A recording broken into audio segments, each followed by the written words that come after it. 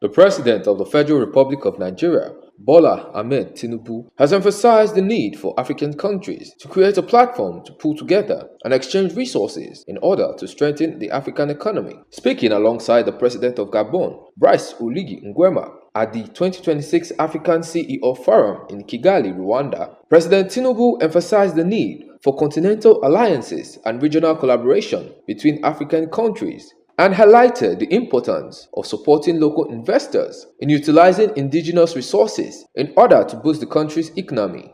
Africa needs to put its money where its mouth is. We need to put our money where our mouth is and develop a relationship. Luckily, we have African trade agreement that should not be left on the drawing board, should be activated properly. Regional collaboration and effective utilization of our resources. Not working in silos, but in collaboration with one another, using what we have. To me, I believe in Africa first, because I've started Nigeria first. And all resources, today, we don't want scavengers. We don't want extractors. We want people to add value. If you're an investor, we will encourage you to add value to what we have as a nation before that is. Nigeria, I would say, and speaking for Africa as African champion, putting our spirit behind what we talk about is creating a platform. Look around the entire continent, 54 countries. There's none of us without a particular commodity available in the country or the other. Why not start an exchange commodity platform where we can trade with one another? Investment is very cowardly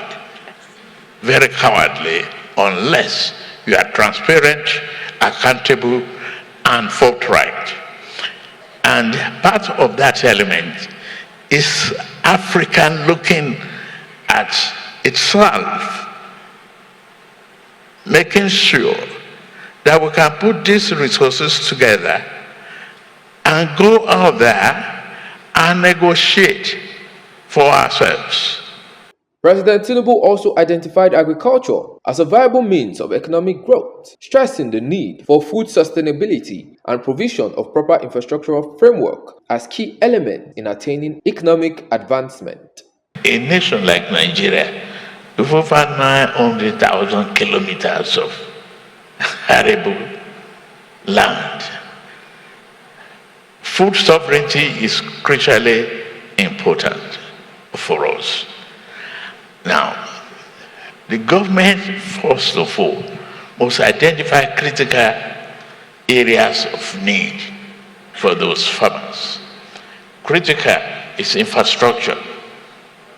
How do you enlarge infrastructure?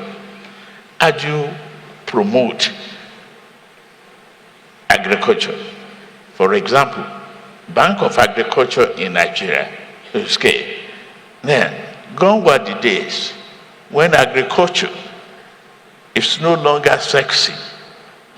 Bending the back and not mechanized. Today, I have over 6,000 zones of mechanization in Nigeria. And the government must identify energy sources for preservation of those items, buy back from the farmers when the prices are very low and frustrating, and have storage silos, and when the market is better, help the farmers. It's not possible for the farmers to be on subsistence farming alone and think it will be profitable. Highly yield seeding must be provided to those farmers. Now, let me give you an example. In Nigeria, the Sokoto-Badagry road that embark upon is 1,000 kilometers of road that is going to link Benin Republic and all the way to Ghana by the time we finish.